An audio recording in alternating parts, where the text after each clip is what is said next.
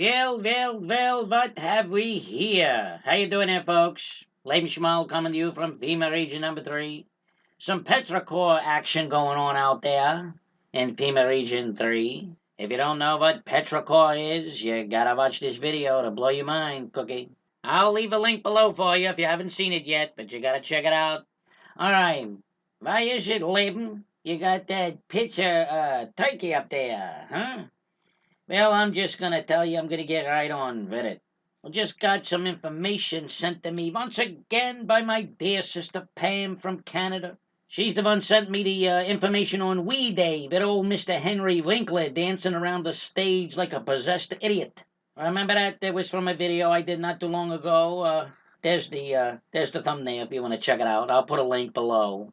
But she sent me some information on this country here, this Turkey. Blew my mind. I'm going to have to go back and show you some clips from a few videos I did months ago. I don't know how long this video is going to be. My plans were once again thwarted by our Elohim. Yeah, I had something totally else in mind. But when I got this link sent to me by my dear sister Pam in Canada, I said, this is it, man. Oh, my goodness. We got something going on. Something big, something prophetic. That's why I decided to put this as a prophecy alert. Gonna have to keep our eyes on Turkey. Now, of course, for those of you who are watchfolk, I don't have to tell you that.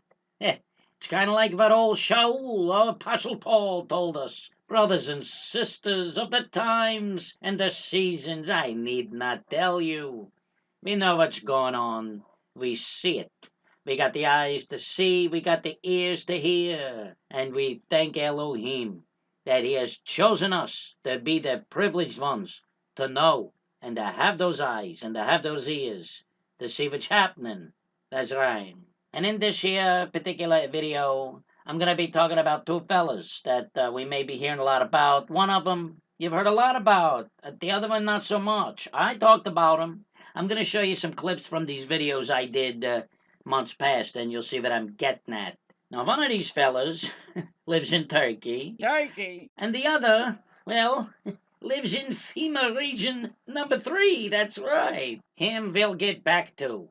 Now, before we get back to the first quote-unquote person in question, let's take a look at some scriptures that pertain to this region of the earth, especially with regard to the time of the end. Now we discover in the book of Revelation, chapters 2 and 3, that all 7 churches, that's right, all 7 that are written to, are there. That's right. Now, if all 7 churches are in Turkey, that means that the church of Pergamos is in Turkey, which also means that we would find what else? There we go, the seat of Satan, which is found in the book of Revelation, chapter 2, verse 13. Moving on. In the book of Genesis, remember Genesis? It's the beginning, and the end comes out of the beginning. We read that in Isaiah. In Genesis, chapter 8, verse 4, we read that the ark of Noah came to rest on the mountains of Ararat. And any amplish, whether it be secular or religious, will tell you that the mountains of Ararat are in. That's right. Turn. Revelation 16:12. Then the 6th angel poured out his bowl on the great river Euphrates, and its water was dried up, so that the way of the kings from the east might be prepared. Now, my brothers and sisters, the Euphrates River is integral throughout the scriptures. But in the end times, you see right there, smack that, it dries up to prepare the way for the kings of the east. Now, this river, this here important and integral river, I like saying integral. I think you might have picked up on that already. It meanders through 3 Middle Eastern countries. It ends up in Iraq. It goes smack that right through Syria, but it originates in what particular country do you think that could be? How about that? In the year 1924, the last official Islamic caliphate ended. This caliphate was located in none other than Bermuda. Now, all right, my friends, there's a couple of more things I want to show you about this here Turkey before we get to the crux of this biscuit. Now, my friends, in a previous video, I contended that Elohim intended for part of this land right here, part of this here Turkey, to be included in the land that was given to Abraham. Now, how did I come up with that? Well, let's look at this scripture right here. Look at that scripture. Let's read it together. Genesis, Bereshit, chapter 15, verses 17 through 21. And it came to be, when the sun went down and it was dark, that see, a smoking oven and a burning torch passing between those pieces. On that day Yahweh made a covenant with Abram, saying, I have given this land to your seed, from the river of Mitzrayim, that's Egypt, to the great river, the river Euphrates. But I tell you, integral, with the Kenite and the Kenizzite and the Cadmonite and the Hittite and the Perizzite and the Rephaim and the Amorite and the Canaanite and the Girgashite and the Jebusite. He had given Abram also the land of all these tribes, these pagan tribes here. But there was only one in that group that's highlighted there that was disputed to even exist. You go back into the annals of archaeology and all the archaeologists that studied and stuff, they never questioned or even talked about those other tribes. There was only one that they questioned the existence of, and it was these people. Ha ha ha, there you go, the Hittites. Now, they said there was no such thing as the Hittites. There ain't no Hittites. But they was discovered in 1906. And where was their land? Where, pray tell, was the land of these here Hittites? Yeah, what do you know? Right there, smack dab between the Mediterranean Sea and the Black Sea. And what is there today? Bingo! The land of the Hittites was to be given to Abram and his seed. But of course we know that today it is the modern nation of Turkey. But that's going to change soon. Several verses in chapters 38 and 39 of the book of Ezekiel speak of Israel being invaded by nations that come from the north, actually from the far north. And we will see that in just a moment. Look at here. Chapter 38, verse 6. Also Gomer with all its troops, and Beth Togarmah, that's the house of Togarmah. From the where? The far north, with all its troops. The many nations with you. 38:15. You will come from your place in the far north, you and many nations with you, all of them riding on horses, a great horde, a mighty army. And chapter 39, verse 2. I will turn you around and lead you on, bringing you up from the far north, and bring you against the mountains of Israel. Now take a look at that, my friends. The prophet Ezekiel, not once, not twice, but 3 times. And that's very important, this 3 times. He stresses that troops come against Israel from the far north. And who, according to Ezekiel, is the far north? Is it Russia? No, it's the house of Togarmah. And who is the house of Togarmah? There you go, my friends. With regards to the far north, I do not believe the prophet Ezekiel needed to go beyond the Black Sea. And now I want to take a look at a scripture from Ezekiel as well, one of the most famous of all prophecies in the book of Ezekiel. Ezekiel chapter 38, verse 4. There it is right there. Let us read. I will turn you around, put hooks in your jaws, and bring you out with your whole army, your horses, your horsemen, fully armed, and a great horde with large and small shields, all of them brandishing their swords. My friends, I'm just going to focus on the first part of that scripture right there, the part that says, I will turn you around, put hooks in your jaws, and bring you out. Now, I might be going out on a limb a bit on what I'm about to say. I'd like to know what you think. I got this idea about this passage here that might have specifically to do with this country, this nation of Turkey. Now, what are the countries that we know from Scripture are going to be involved in this Ezekiel 38-39 war, also known as the war of Gog and Magog? Some of you might say Magog. Well, you know, tomato, potato. But if you're saying patata, you might have other issues. But I digress. Now in chapter 38, verse 5, we got Persia, which is Iran, Cush, which is Ethiopia, and Put, which is considered Libya/North Africa. But you see, these are not the leaders. These are not the countries leading the charge. Now we see in verse 2 that the leader of this large invading army is referred to as the chief ruler of Meshech and Tubal, otherwise known as Gog. Now look at that. Now you got more than one country there, but you've only got one army. You see, it says there in 38:4, you will be brought out with your whole army. It doesn't say armies. So they're not working autonomously here. These other countries, this Persia, this Ethiopia, and this Libya, North Africa, is being led by the chief ruler of Meshech and Tubal, who is Gog of the land of Magog. So apparently Meshech and Tubal are part of the land of Magog. Take a look at Persia, Iran. Iran is secondary here.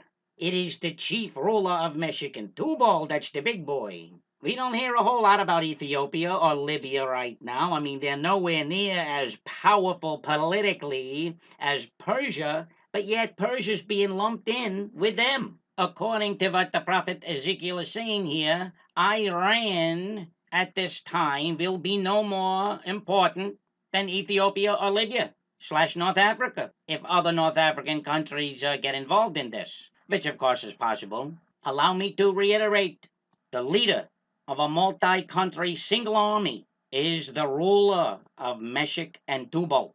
And according here to Ezekiel, Iran, who would seem important right now, is secondary, lumped in there with Ethiopia and North Africa. And keep in mind as well, Syria, that is in the news constantly now. That's not up there at all. So we got to see things as Ezekiel saw them, not as Wolf Blitzer sees them.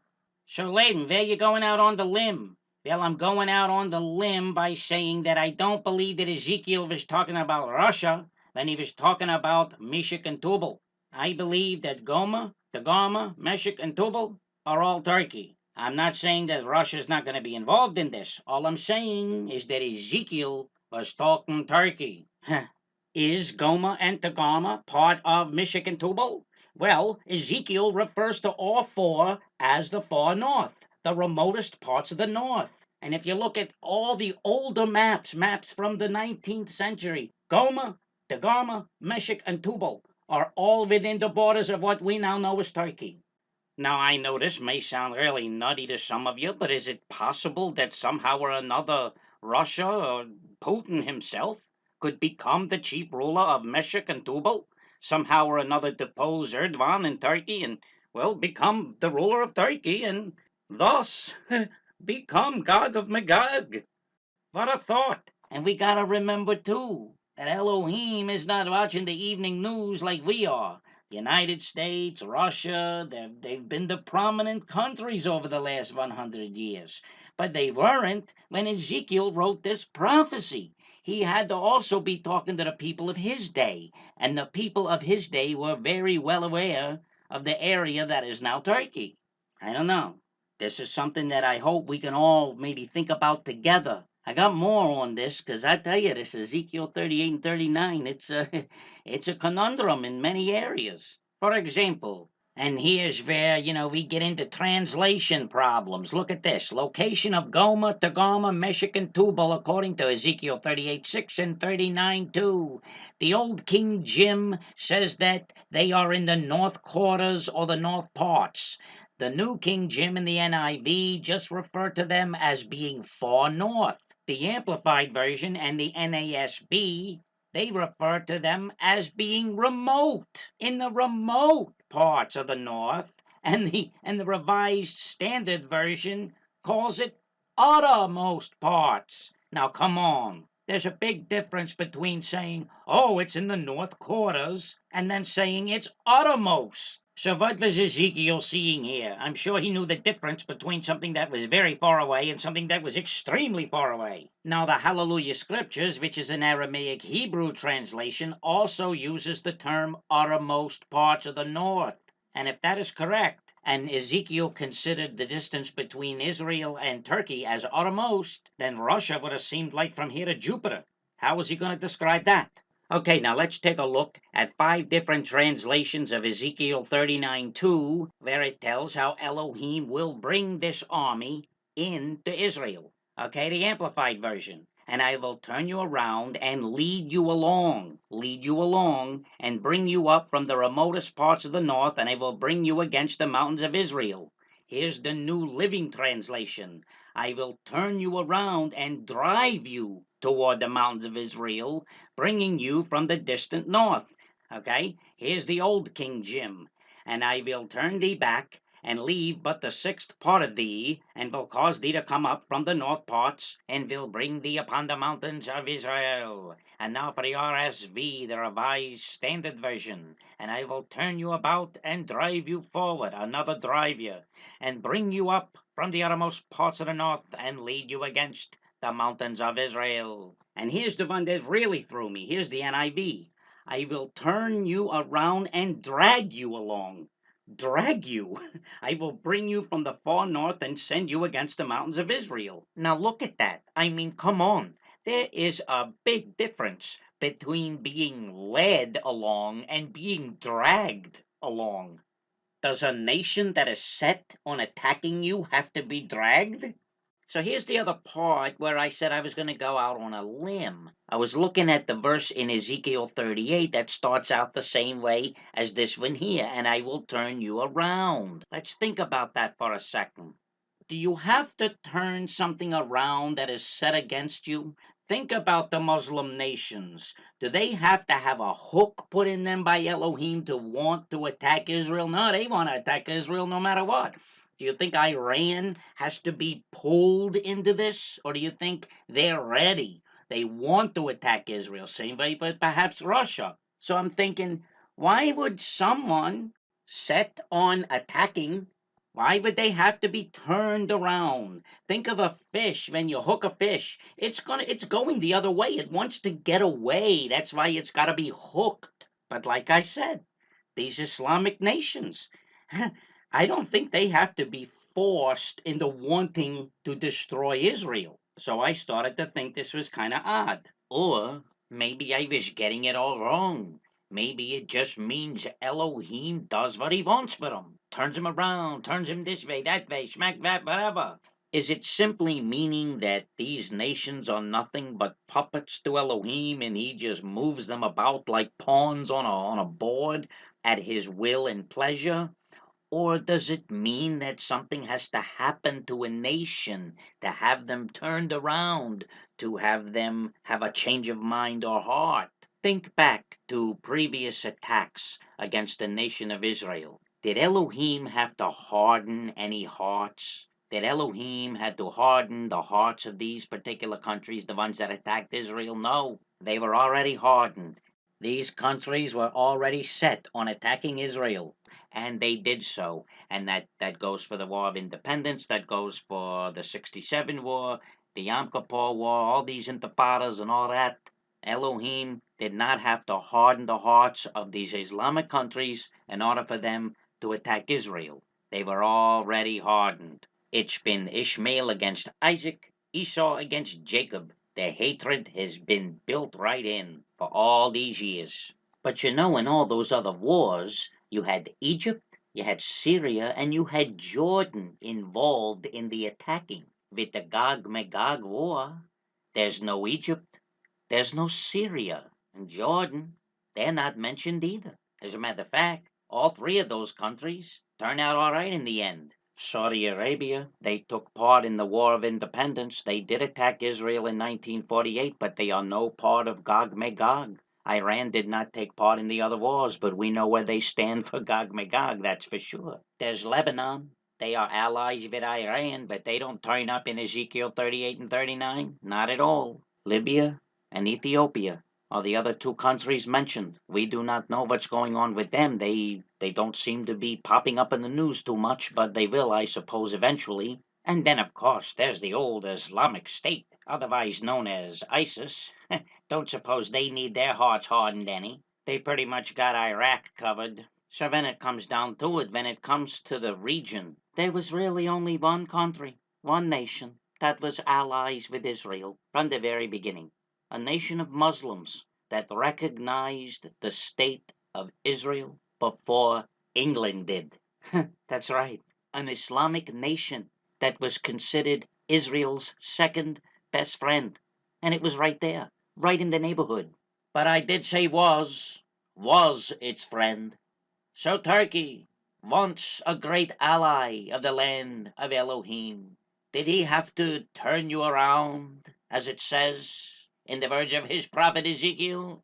Did Elohim have to take this nation, this Turkey, a great ally of his land, and harden its heart in order to bring about the coming fulfillment of this Ezekiel 38 and 39 war? 'Cause it sure looks like relations between you and this great land of Israel have certainly gone south, or should I say north, since this man came to power. I told you in the beginning of the video we was going to discuss two particular personages. This is the first one. What's his name, Pastor? ErdoGONE. ErdoGONE. Yeah. Well, here's a few names I got for him. Buffoon, hot dog, narcissist, and here's a new one. Has been. That's right, has been. Oh, Laden, but he's a prominent man on the world stage. How can you call him a has-been? Well, I'm getting to it.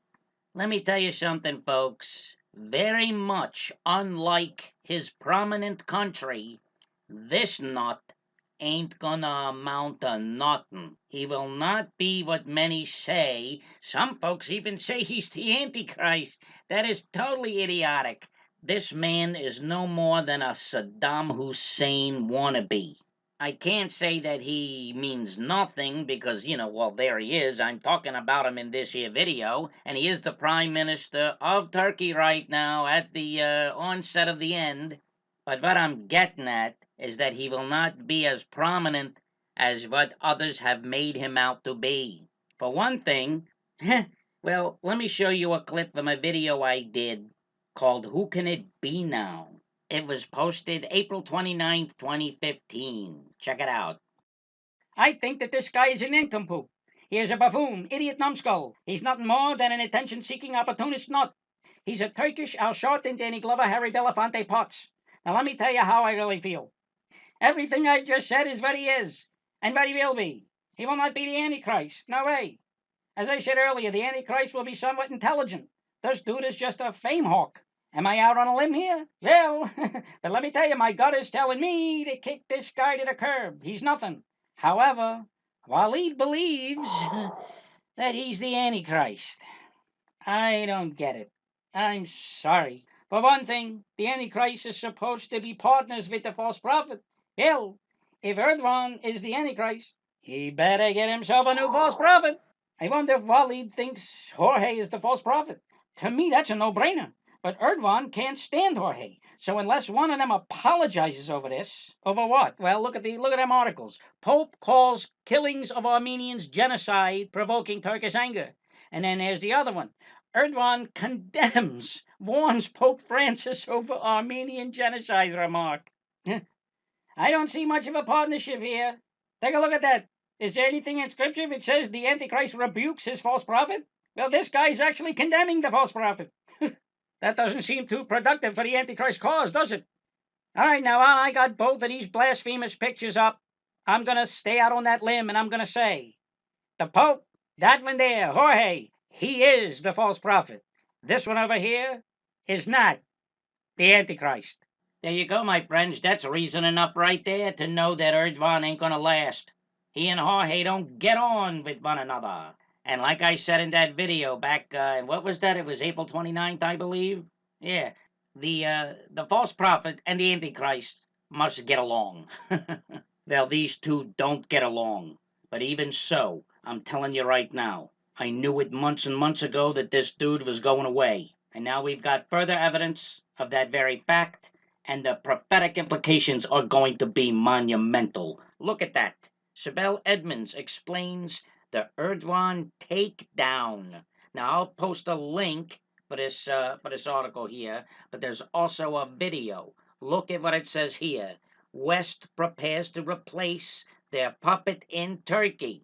The story is dated December 23rd, 2015, just last week. I knew it. I'm telling you, I knew it months and months ago that this was coming down, and so was ErdoGONE. All right, now I'm going to play some of this video for you. This is going to knock your socks off. Now that right there, that's SIBEL Edmonds. She's the one being interviewed. Oh man, I can't get over the title of that video. West prepares to replace their puppet in Turkey. Oh, what a confirmation from Elohim from what I've been saying months and months ago. All right, now let's listen to what this woman has to say. She really seems to have it together. I'll leave a link to her website so you can check her out. But I tell you, she thinks and talks just like a watch folk. I'm telling you that. All right, let's get on with it. First of all, let me just ask if it is your assessment as well that we are seeing a kind of strange convergence of a lot of different media narratives on this singular point of Erdogan is the pariah on the international stage right now. Hold it right there. Did you hear that? Erdogan is the pariah on the international stage right now. Okay, answer the question there, SIBEL. Absolutely, 100% with you on that. It's to a point of being surreal and being so many-sided.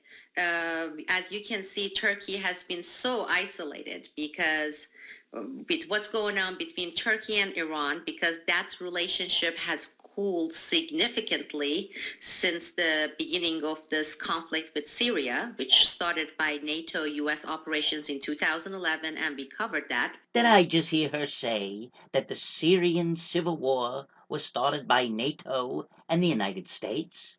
Yes, I think I did. Turkey and Syria, Turkey and Iran, and now, of course, latest Turkey and Russia. And I said it's basically time for him to go. But the biggest obstacle the U.S. has been facing has been the popularity of Erdogan up until recently, about a year and a half ago in Turkey, as a preventive mechanism. Well, that obstacle, we see that has been removed to a certain extent domestically in Turkey. But with international escalation, we are seeing this incredibly well-designed and almost unanimous, as you said, unanimous coverage of vilify Erdogan. Did you hear what she said? This vilification of Erdogan is well designed. It is international and it is being done by design. Go ahead. And on top of that, I haven't heard Erdogan kicking back against these types of elements within, the military or the government that are threatening against him. Maybe that is going on, but why does this not implicate Erdogan himself in what's going on in Syria, for example? For this, we have to go back to 2011 when no one was covering Syria, and we broke the story of Turkey, NATO, U.S. training what the people we call ISIS today in Turkey, in U.S. Air Force Base in Incirlik, in Adana, on the border. What was that she said? Put her words up there. I think it was very interesting what she said. Let's see. Turkey, NATO, U.S. training what the people call ISIS today. In Turkey, in U.S. Air Force Base in Incirlik, in Adana on the border. Oh, yes, that is very interesting, is it not? Go on, my dear. So the stuff that you just listed Erdogan doing up until, I would say, 2014, mid-2014 was under direct order by the United States and the CIA that he was doing. And he was doing it under direct order from NATO.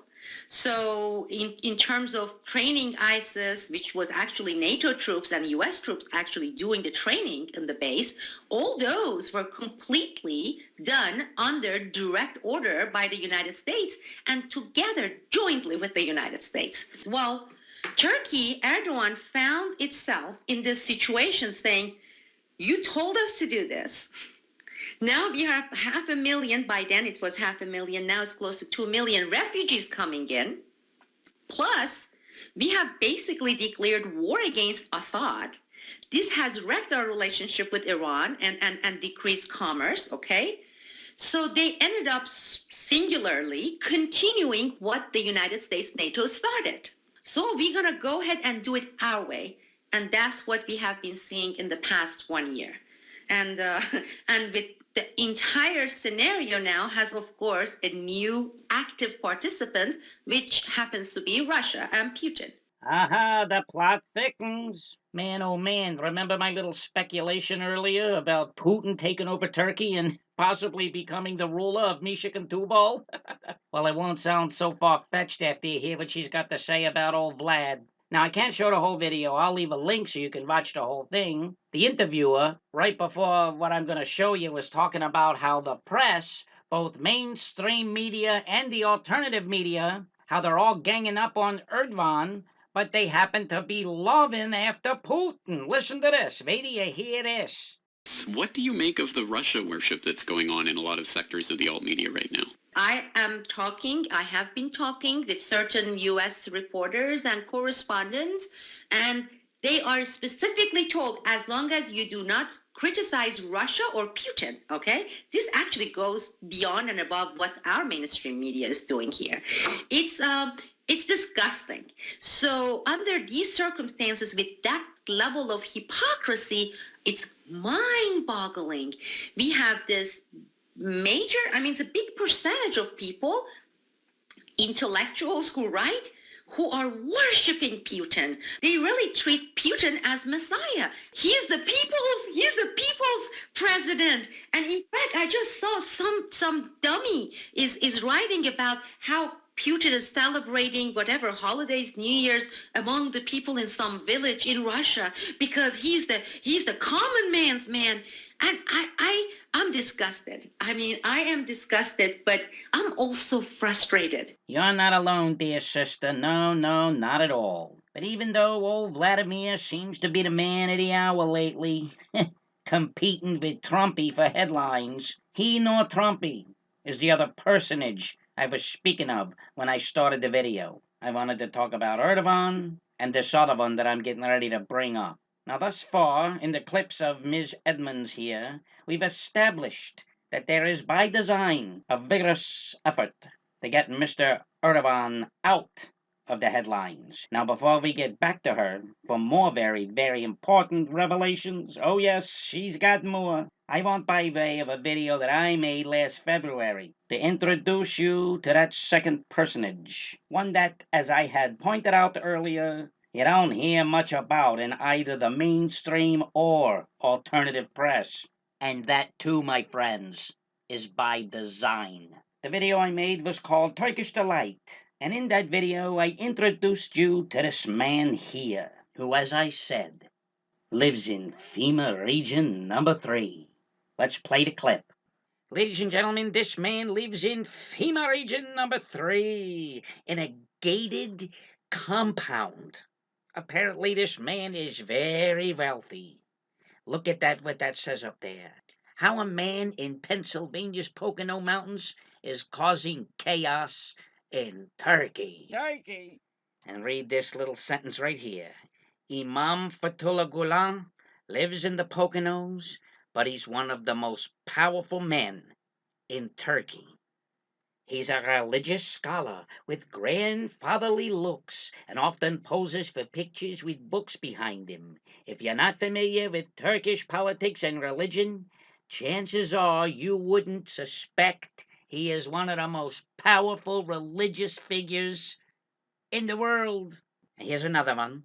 U.S. charter schools tied to powerful Turkish imam. Over the past decade, followers of the mysterious Turkish cleric Fethullah Gulen have opened scores of charter schools in the U.S., inspired by a man who is as powerful as he is reclusive. Who is this guy opening schools all over this country? And here's the one that really caught my eye the most. Where do you see this? Imam Fethullah Gulen accused of attempting coup against Turkish Prime Minister ErdoGONE. That's right, Pastor. They are against one another. They used to be allies. They was friends at one time. They partnered in this AKP government, but no longer. They are now enemies. Brothers and sisters, I reported that back on February the 9th, 2015. I did a follow-up on this man in a video that I called Minarets Rising, and it was on, of all days, April Fool's Day, April 1st, 2015. Here was that follow-up. But I found some more information about the gentleman I showed in that video that was not ErdoGONE. ErdoGONE. I'm talking about Fethullah Gulen. I think that's how you say it. The imam lives in the Poconos. Yeah, I found an article that just knocked my socks off. I said in my last video that him and Erdogan were once allies but are now enemies. That's right. They've been having a feud now for years. You'll never guess what Erdogan accused Gulen of. Check this out. Apparently, Erdogan is accusing Gulen of being a Mason. But there you go, my friends. I just wanted to jump on here quickly and give you a little update about what's going on with this mosque right here in FEMA region number 3. And this Gulen, this powerful imam, living just 3 hours away from this mosque, you know. Like I said, if you want some more information, watch my other video, Turkish Delay. It's just something telling me not to worry about Erdogan. But we got to worry about this mosque. And we might have to worry about this, what's his name up there in the Poconos. Who'd have thought, right? You know? Elohim's ways are not our ways. Remember, this guy is an enemy of Erdogan. Hold it right there. There you go, my friends. I was talking about this guy way back last February through April. This Gulen, potato, whatever. And if you have not seen either of the previous videos in which I mention him, this picture here, the one above my head, that mosque, that was completed this past summer in Lanham, Maryland, FEMA Region 3, of course. It is the largest mosque complex in the Western Hemisphere and is less than 15 miles away from Washington, D.C. And even though Erdogan laid the cornerstone, this was in May of 2013, and it was attended by presidential candidate Martin O'Moran. Even though Erdogan laid the cornerstone, I mused in the Turkish Delight video that perhaps the mosque was built for Imam Gulen, who of course lives but a few hours away. Yeah, get a load of that. That's all his. That's his compound. He calls it the Golden Generation Worship and Retreat Center. Well, when I started reporting on him last February, I really didn't know what he was up to. I just thought at the time that it was quite interesting that Mr. Erdogan had such an important enemy living so close to the United States Capitol. But now I know why the father wanted me talking about this guy. He could be more dangerous than Erdogan could ever be. Let's go back to Miss Edmonds. This is gonna blow your mind. Now I want you to listen closely to the first question that the interviewer asks Miss Edmonds. Up to this point, they have been talking about this grand design, this vigorous effort to get rid of Erdogan, the West's plan to rid itself of its puppet. Her answer took me right back to February of 2015. Take it away. I guess the question then is, who is pulling these strings at this time? Is it NATO, CIA? Is it Israel? Is it elements within Turkey? Is it the Kurds? Is it Russia? Who's really pulling the strings, and why now? Well, we have covered the issue of Fethullah Gulen. Well, Fethullah Gulen's network was $22 billion. And as we know, Erdogan actually, through the court there, the Supreme Court, they actually issued this warrant saying we want this guy returned to Turkey. And they filed it with the United States government. So we are looking at this $22 billion worth guy who is in the United States. He's wanted in Turkey. He works for the CIA. Do you know what kind of lobby this guy has? There has been some coverage here and there on Fethullah Gulen. Just take a look at the number of senators and congresswomen and congressmen he has pocketed. Did you get that, my friends? I believe Miss Edmonds just said that Gulen has influence with our congressfolk. What else do you call that, Miss Edmonds? You know, with direct and indirect bribery. So you get a lot of media coverage that is completely guided, directed by GULEN, who works for the CIA. And of course, you have NATO, and now, of course, Russia has added its voice and has entered. So actually, Russia is siding with these groups, okay, indirectly. So it is many-fronted. It is many-fronted. Friends, do you hear all that she is saying? And this is all current, up-to-the-minute information. This interview was done on December the 23rd. People, she says that Fethullah Gulen works for the CIA. Gulen is an Islamic imam. He is a billionaire. Was he part of and did he perhaps fund this ISIS training camp? This training camp that she reported was being run by the U.S., Turkey, and NATO in November of 2011? And this has been confirmed because a report has just come out. It's dated December 28th. Here it is right here. In which a captured ISIS member confirms that he was trained in Turkey, in Adana, as SIBEL Edmonds reported in her story back in 2011. Look what it says. Turkey is training Islamic State terrorists in a camp disguised as a training ground for the Free Syrian Army. A 20-year-old jihadist captured by the Kurdish YPG told Sputnik. The prisoner said Ankara's help to the moderate Syrian opposition is not as innocent as portrayed.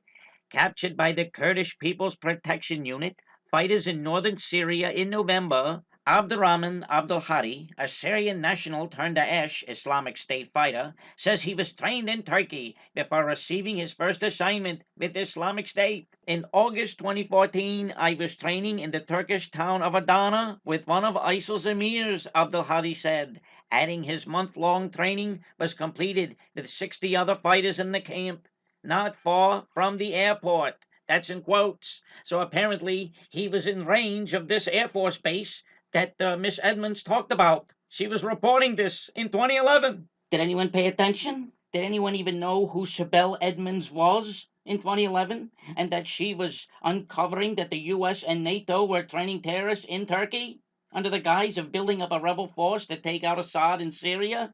I sure didn't. And look at the headline. According to this captured guy here, Turkey is a safer place for ISIS than Syria is. And that too jives with Miss Edmonds' story from 2011. And now we are learning that this imam has U.S. Congress members in his pocket?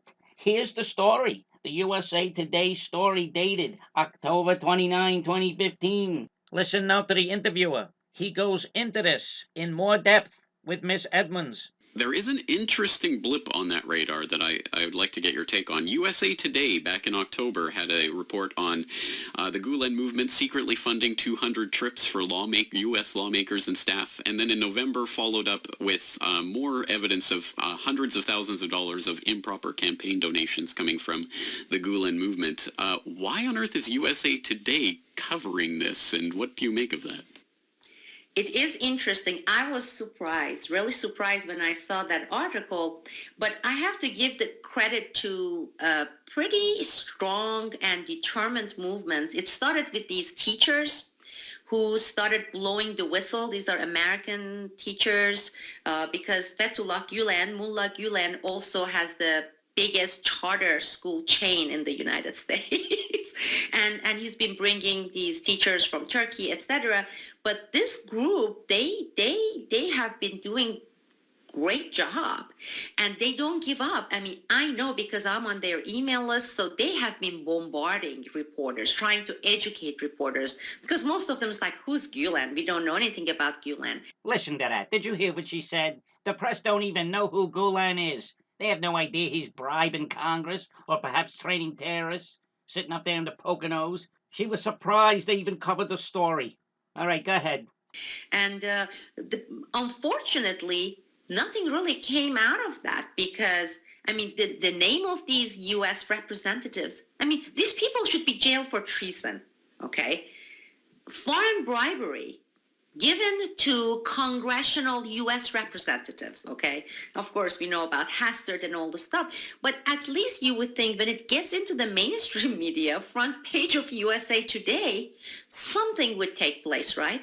Even if it's for the sake of appearances, they don't even bother with that, James. It's like, yeah, so what? Now it's kosher, you know?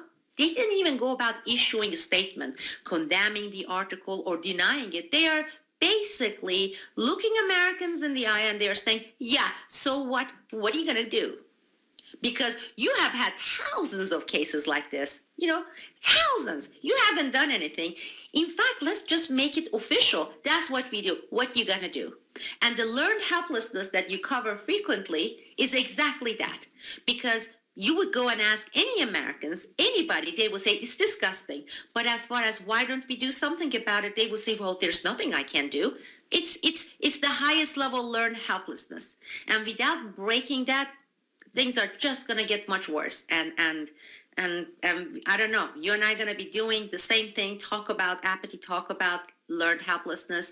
And I don't know how we're going to counter this. Aye. You got that right, Miss Edmonds. All right, folks, here's the final segment. I guess that leaves us with the only question is, so what is next? What is developing from this? Is it inevitable that Erdogan is being targeted here and that he's going to go down? And if so, how does that play out? Because they finally got to the point where they divided the country so much internally, and the opposition, so he does not enjoy what he enjoyed 2-3 years ago. He still had the majority support. That support has been diminished, is far below 50% now, and he's going to be replaced with someone much worse. I can guarantee you that, because history repeats itself in these countries, with someone like his predecessors. And I don't know if it's going to be a direct military coup, but the CHP party that are secularists, they, behind the scenes, some of the powerful factions within CHP, they have formed alliance with GULEN movement, which is mind-boggling. I'm talking about the most secularist party forming alliance with the mullah who is absolutely advocating for fundamentalism, Fethullah Gülen. I never thought I would see such day that these two will join forces. Well, I certainly got to stop you right there, SIBEL. Did you hear what she said? She never thought that she would see the day when the CHP party would join forces with GULEN. You see, the CHP party, that's the secular party. They are the opposition party to Erdogan. I mean, they're Muslims, but they're like separation of church and state type Muslims. The kind of Muslims that the world could really get into. Jorge the false prophet kind of Muslims, you know? Keep that CHP party in your hip pocket. We're going to get back to that. Man, oh man, it's starting to make perfect sense. The world needs to get rid of Erdogan because he's too full of himself. He's too nationalistic. For a while there, he seemed to be playing both sides of the coin, but you see, the world's done with him now. They used him. They used his country to train ISIS. But what's really got her going is the fact that the secular party wants to get into bed with GULEN, who's a fundamentalist, who's an imam. Oh, ho, ho. Now, I don't know exactly where Miss SIBEL Edmonds stands when it comes to Bible prophecy, but the fact that the GULEN movement and the CHP party are kind of hooking up, that seems to make sense to me prophetically, and I'll explain that in a bit. Let's hear the rest of this, and then I'll wrap it up. And so you're going to see something like that, and but things are going to get worse. We're going to have more terror events in Turkey. It's going to happen, and it's going to come from many sides. There's going to be the Kurdish sides, then of course all the stuff that they are blaming on ISIS. It's going to be messier, but he's going, and this is not any particular good news for the Turkish people. Economy is really going to sink in Turkey. It's already sinking, but it's really going to sink. And I'm telling you, and I'm mark my word here, they are going to end up with someone much worse than Erdogan. I'm not defending Erdogan. Is he involved, he and his son, in some corruption? Of course, I don't doubt that. Did they obey the United States order in creating ISIS? Okay, arming ISIS. This was, where do you think they got the arms? I mean, everything that goes there is from the NATO, from the United States. Yes, they did, but it's not going to be. Things are not going to get better for Turkey, unfortunately. Yes, and when the replacement falls in line with what the U.S. and NATO are asking them to do, imagine all of that spotlight of media outrage is suddenly not going to be shone on that new administration, I imagine. And there you are. He finishes it up by saying, once they succeed in sending Erdogan packing, which they will, whoever fills his spot will not be given the same treatment in any stretch of the imagination, which makes it even more clear to see that their objective is to be rid of Tayyip Recep Erdogan. Erdogan. Erdogan. Take a good look at him, people, because his days are numbered. I don't know exactly when it was that it hit me, but in that video, the one I did last April Fool's Day, man oh man, if that's not ironic, I said I had that gut feeling that we need not worry about this guy, this Erdogan, and the evidence is showing that that will prove out. There had to be only one reason that this Barack Hussein Obama and his ilk, and that includes NATO, befriended this clown in the first place. It had to be because they wanted to use Turkey as the training ground for their little project called ISIS. SIBEL Edmonds said in that video that she uncovered all that in November of 2011. And between 2011 and 2014, Erdogan was one of Obama's best and most trusted international friends. Then all of a sudden, you started seeing headlines like this. From March the 7th of 2014, Vice President Obama stopped calling Turkish leader Erdogan. The U.S. used to hold Turkey up as a role model for the Middle East. But today, as it floats the possibility of banning Facebook and YouTube, Turkey has lost its shine. Yeah, right. Obama stopped calling Erdogan because he is going to prevent his people from posting pictures of their baby's first upchuck. Yeah. Out of the clear blue, Obama starts saying he's a civil rights violator. And then Jorge the False Prophet calls him out over this Armenian genocide issue. Now Putin is against him. And it all culminates in a story like this. West prepares to replace its puppet in Turkey. Then I thought about this picture again. It was from a 2011 World Summit. She was there too. Look at that. Check out them hands. That is just too freaky, people. Or maybe it's just too freaky people.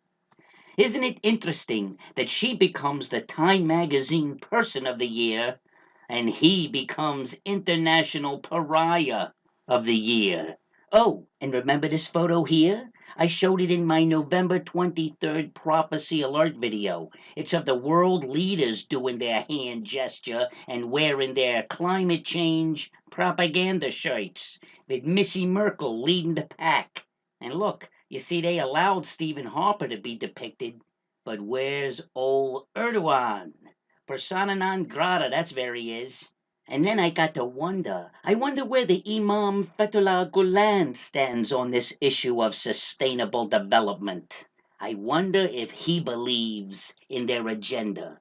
Well, I did a search. I put in Fethullah Gulen and the environment, and I came up with a video by a woman named Annabelle Hertz, who is the author of some book called Seeing Green. And I thought, oh man, this has got to be good. I wonder if this old Muslim's a tree hugger. Now, before I played the video, I decided to find out a little more biographical information on this Annabelle Hertz, and I got this from the Huffington Post. Annabelle Hertz is senior advisor to the ARC Institute and the author of Seeing Green. Previously, she held various leadership positions with NGOs working in sustainable development, international relations, and peace and security. What? Peace and security. Oh my goodness. More recently, she was a policy research consultant, adjunct faculty at the Geneva School of Diplomacy, and global governance fellow at the World Economic Forum. Oh boy. She holds an MPA from Harvard's Kennedy School, an MA in International Relations from San Francisco State University, and a BA in Politics from the University of California. She sounds like somebody Jorge would give up the priesthood to marry. All right, so here's a woman whose background includes work in promoting sustainable development and issues surrounding the concept of peace and security. So let's see how she feels about Mr. Erdogan's mortal enemy, Fethullah Gulen. My impression of Gulen is basically that he has devoted his life to revitalizing Turkish cultural leadership, so to speak, and also to promoting the values of openness, tolerance, and community. Oh boy, openness, tolerance, community. We're dealing with a real zombie here, my friends. Global governance, that's what she's talking about, and it sounds like old Gulen is in her court. Go ahead. And I think those are messages that resonate beyond religious orientation and really find a home among people who are humanists, secular Buddhists, and in all of the major religions. Oh yeah, humanism, secularism, Buddhism, they go hand in hand with Islam, don't they, Annabelle? What a putz. And this is a huge accomplishment. He's also done it in a way and is leading his life in a way where he represents a role model, and he's done it with great humility. All right, hold it right there. What was that, babe? What was that there with the tongue? What is that? What are you, hanging out with the reptilians? Look at there. All right, well, whatever. Go ahead, go on.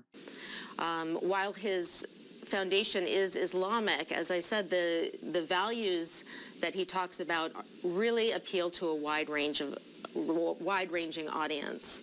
There you go, my friends. There's the criteria. You got to appeal to a wide audience, the wide road. Go ahead. The other thing... Hold it. Wait, hold. She did it again. Look at her. Man, she's flicking it out there like a frog. Man, I might have to send this video off to Jonathan Clack. All right, go ahead. Is what he stands for in terms of a voice that is a religious voice, but that speaks to moderation and tolerance. And I think this is really such a critical role, especially in today's world with such hardcore identity politics, to have an identity that is actually tied to the notion of moderation and tolerance is a really important voice, and we need more voices like that. Oiga Volt, moderation and tolerance. Who is this, Ban Ki-moon in drag? Go ahead. So I think he's There it is again. Froggy with a cotton. playing a very valuable role in today's world. We're looking for new models, and certainly the Hizmet-sponsored schools are providing a very competitive... All right, that's it. I can't stand it anymore. I can't take it. I'm waiting for flies to show up. But I think you got the picture here. I think you see what I'm getting at. Do you see the lobby that this man is acquiring? He is getting this whole global governance crowd behind him. And he's even written a book on it. Look at the title of this book. Toward a Global Civilization of Love and Tolerance. Yeah, right. He's got all these tree-hugging liberals fooled. They are deceived. And he is being hailed as a man of peace. Check this out. Today's Zaman, whatever that is, Gulen presented with prestigious award for dedication to peace.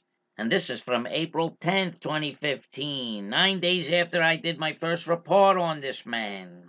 And my oh my, look at the company he keeps. What's that say up there? Fostering dialogues in education, ethics, and non-violent peace building. Ooh, global, social, and religious movements today. So there he is. They got him there with Gandhi and Mr. King and whoever that is. I don't know who it is, and I don't care.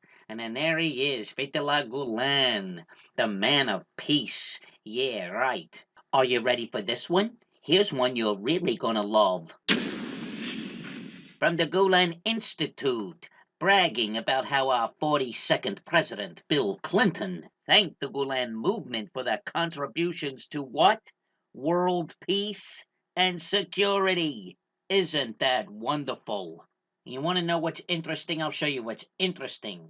What's interesting is what Miss SIBEL Edmonds said. Remember when she said that no one even knows who he is? Well, it's basically true. Go back and take a look at the hits on that video I just showed. Look at that. Now, all tongue aside, look at the hits. 467 views. That video was made on March 3rd of 2014, and it's only got 467 views. So you think anybody's out there paying attention to this dude, this imam, this Muslim sitting up there in the Poconos with his billions of dollars bribing the Congress, huh? Sitting up there on his estate, reaping the rewards of his awards and the largest chain of charter schools in the United States?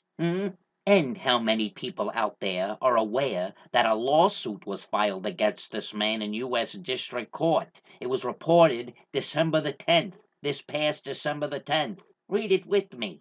From the Washington Free Beacon, Muslim cleric with Clinton ties taken to court for false imprisonment. And if you read a little further, I think we'll discover why Slick Willie is giving this old slug such high praise. Followers of Muslim leader accused of running cult donated up to $1 million to Clinton Foundation.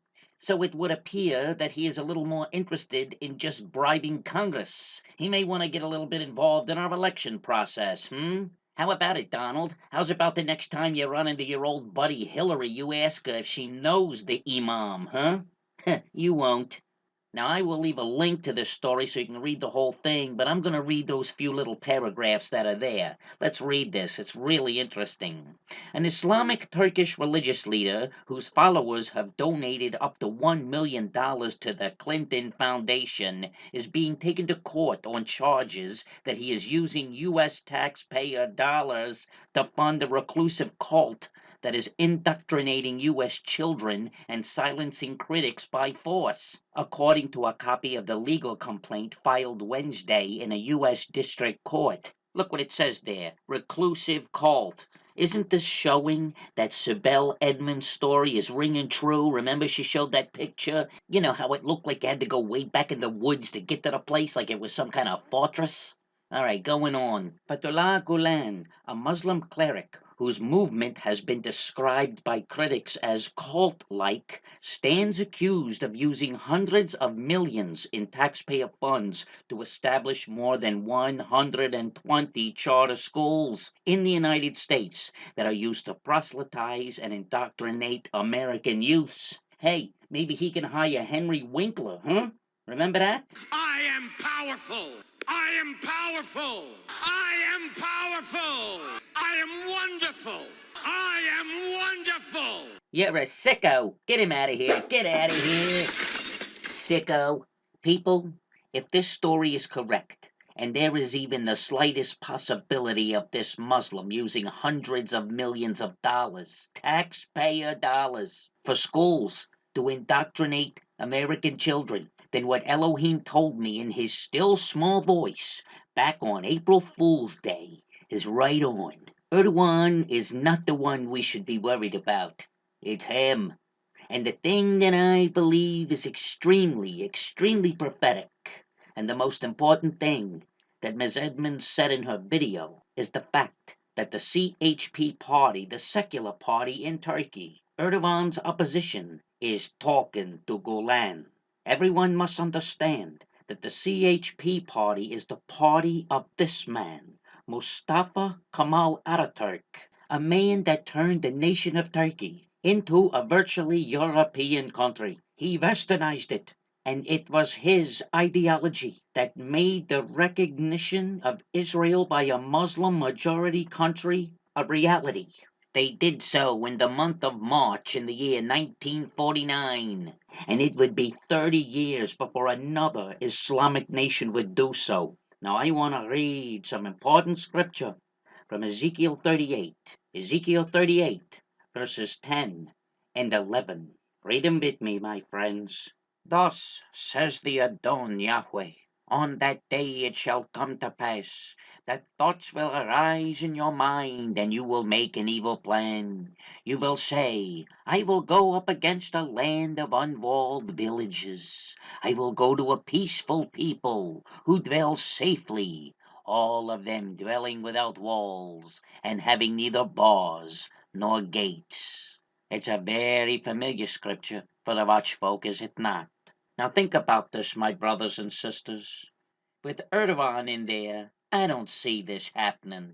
But with a combination of the secularist, westernized ideology of Ataturk and a moderate, tolerant, grandfatherly Muslim cleric touted by the world as a man of peace, well then, we might just have the fixins for some possibly fulfilled prophecy. They just might be the wolves in sheep's clothing that this calls for.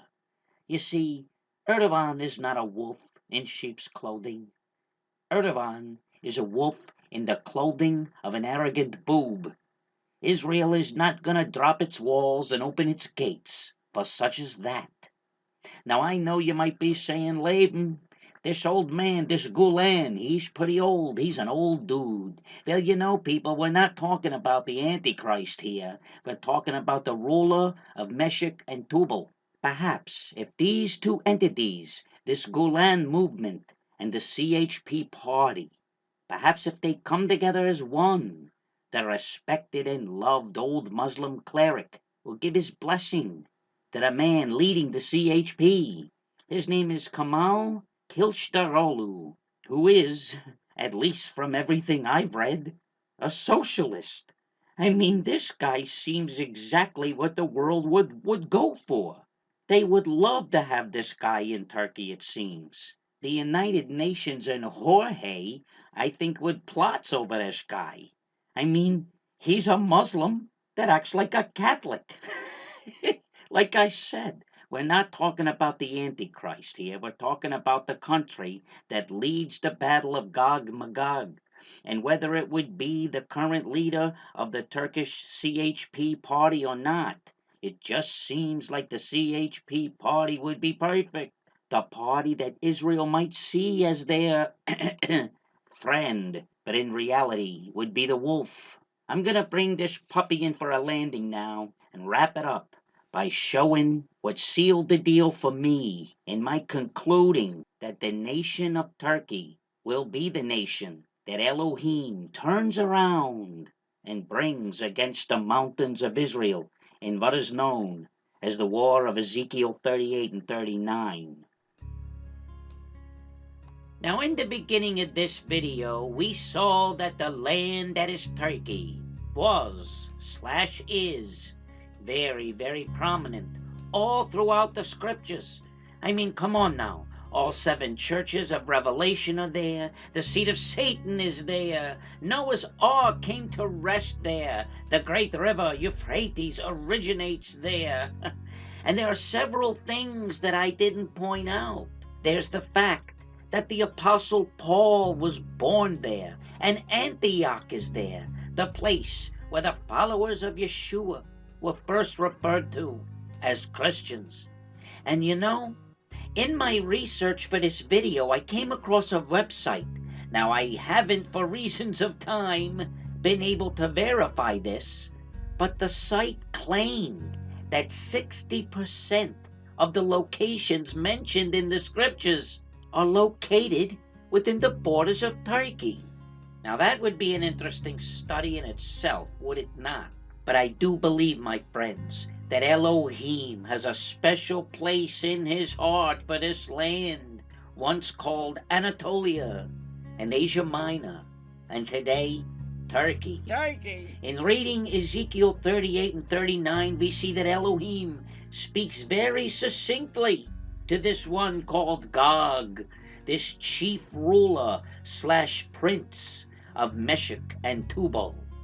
Look at some of what the Almighty says directly to this one, that the Amplified Translation says in 38:8 is summoned for service.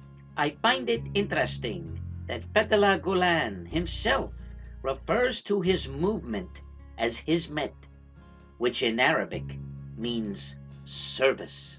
Look at what Elohim tells this ruler in chapter 38, verse 7. Prepare yourself and be ready, you and all your companies that are gathered about you, and be a guard for them. What an amazing passage. What amazing instructions directly from Elohim.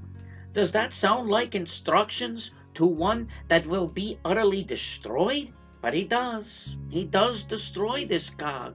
And even more amazing are verses 16 and 17 of chapter 38. Chapter 16.